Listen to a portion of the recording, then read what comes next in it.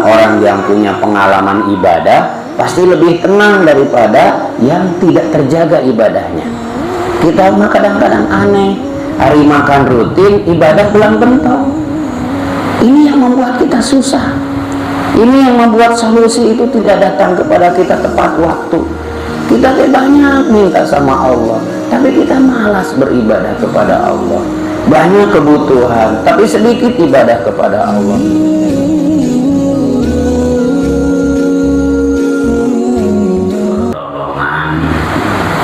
Dan jalan keluar terbaik dari setiap masalah hidup manusia terletak pada pengetahuannya. Semakin berilmu, maka semakin mudah menyelesaikan masalah. Al-Fariq bainana wa bainal hayawani mahabbatul ilmu. Pembeda antara kita dan hewan adalah mencintai ilmu. Kalau sekedar makan, hewan juga makan.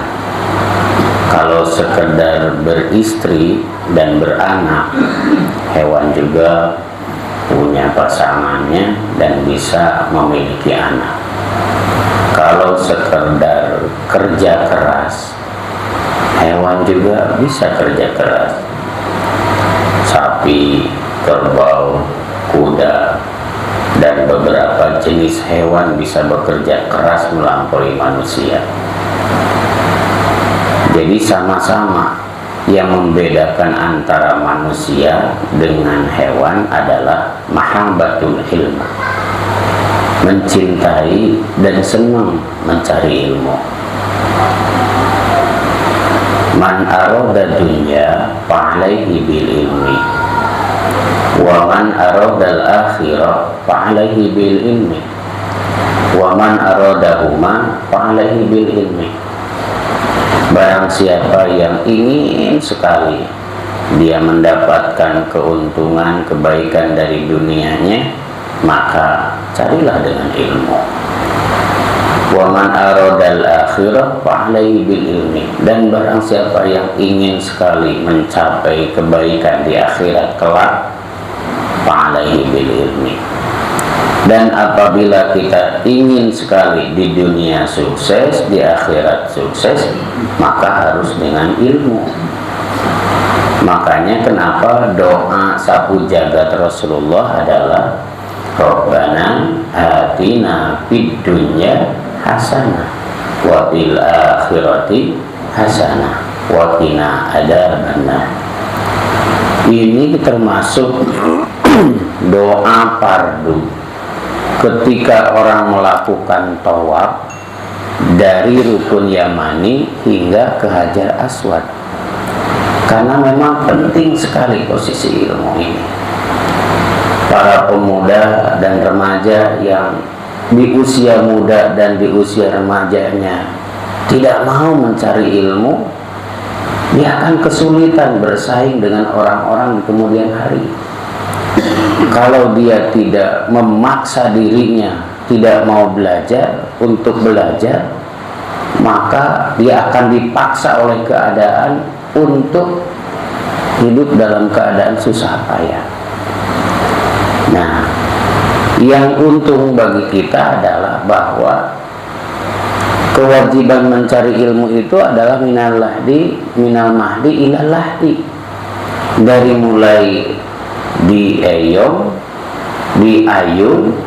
waktu kecil ilal lahdi hingga masuk ke liang lahat. Ini kayak duduk seperti begini. Ini derajatnya sangat tinggi.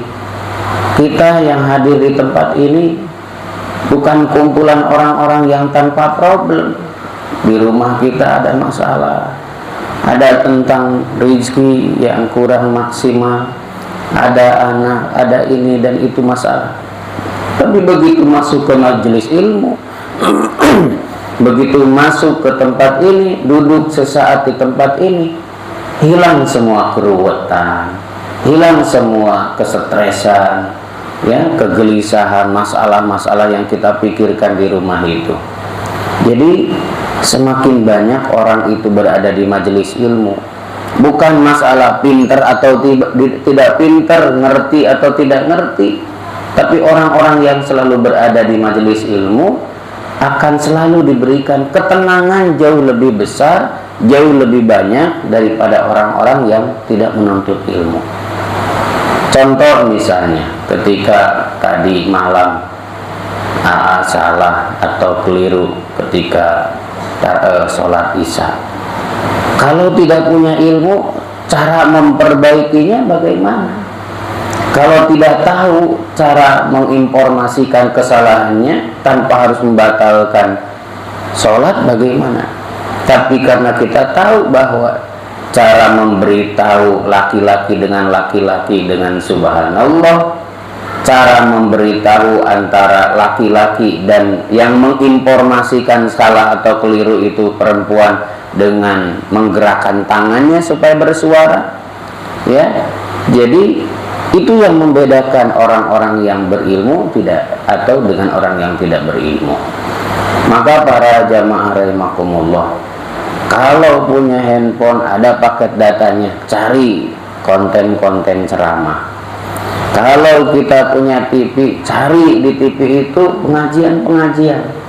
Karena kalau sekedar sinetron di zaman baheula nepikeun ka ayeuna kitu we, kebogohan, disiksa, menangis, terus deui wah menang jodoh, terus diselingkuhi, terus ibu-ibu nu sering nonton sinetron selingkuh kecurigaan terus ke suamina, padahal sinetron makaneangan duit, jadi korban suamina dicarekan wae gara-gara handphonena di privat, handphonena dikunci, atau suami teboga handphone seumur-umur ya. Nah, bersyukurlah ke suami itu boga handphone. Jadi mungkin selingkuh, dek WA, make WA tetangga kanyahoan. Jadi pokoknya memang butuh nih kita. Karena begini, manusia itu semakin berusia semakin matang kedewasaannya.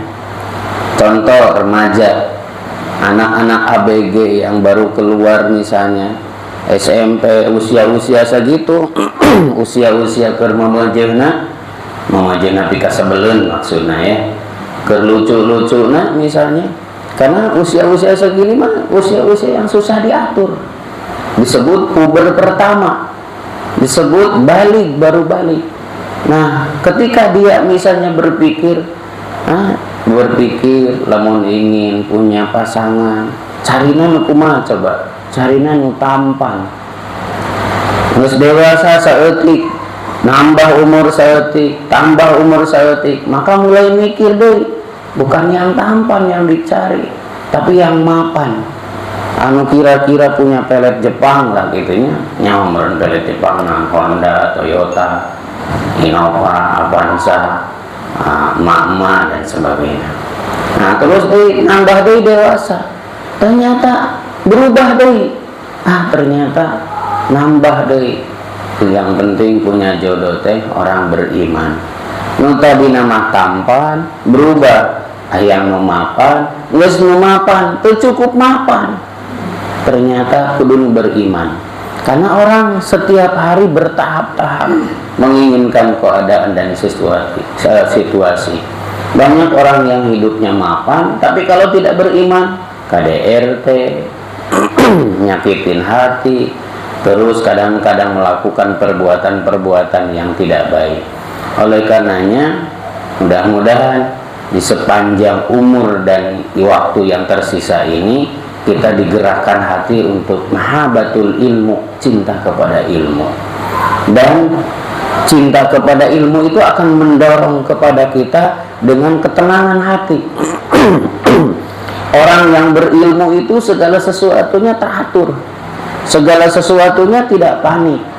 Dan bukan berarti kita teh hidup teh ya enak ya si anu mah itu loba duitna, loba rezekina.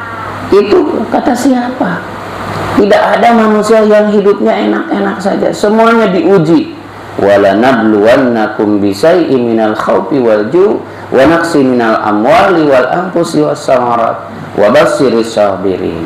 Sungguh kami akan menguji, kata Allah, menguji kalian dengan rasa takut. Rasa takut apa? Wa naqsi minal amwa, sieun teu boga penghasilan, kaina dek lebaran, sieun teu boga duit keur meuli baju, deuh karek dua poe geus mikiran baju. Gitu ya. Puasa encan geus mikiran baju. Tukang baju gitu. Terus kumaha? Wa naqsi minal amwa. Coba we ku urang pikiran lamun make ilmu geus sabaraha kali lebaran urang timimiti kawin nepikeun ka ayeuna geus sabaraha kali lebaran. Emang pernah kalaparan gitu? Tidak. Emang sampai teu boga uang sampai teu boga beras kerjaka? Aya we. Padahal posisina suami tidak bekerja, mungkin suami juga tidak punya penghasilan tetap, tapi dina waktuna selalu ada jalan. Nah, kadang-kadang lamun dipikirkan, ya jalanna di mana? Wallahu a'lam, intina mah ibadah yang baik, taat kepada Allah, ikhtiar semaksimal mungkin, dan pasti ada jalannya. Contoh misalnya, ayo pemuda misalnya, pengangguran, tidak punya pekerjaan, bingung. Engke lamun urang kawin, edek dibere parab di mana pamajikan? Dek dipamulikeun baju di mana duitna? Begitu kawin, subhanallah, ada rizkina, bisa ngasih makan ke anak istrinya. Begitu anaknya lahir, butuh biaya, mau melahirkan, coba aya tuh gara-gara teu boga duit terus orokna asup deui kana beuteung, anger we kaluar, dan ada rizkina. Aya nu sampaykeun ka sesar, biayana sampai 2, 5 sampai 7 juta bisa dibayaran. Aya nu sama sekali tidak punya persiapan, bisa. Intinya ilmu ternyata memberikan ketenangan kepada seseorang. Makanya naon sawabna, ternyata tidak cukup dengan ilmu, harus ditambah dengan pengalaman. Orang-orang yang punya pengalaman ibadah pasti lebih tenang daripada yang tidak terjaga ibadahnya. Kita mah kadang-kadang aneh, hari makan rutin, ibadah belang bentong. Ini yang membuat kita susah. Ini yang membuat solusi itu tidak datang kepada kita tepat waktu.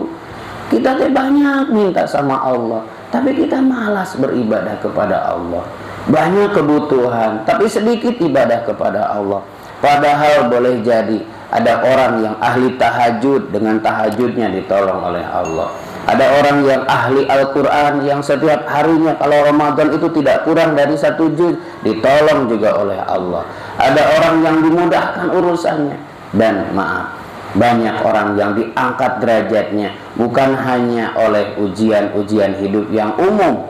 Ada orang yang diangkat derajatnya karena sakitnya, karena sakit penggugur dosa.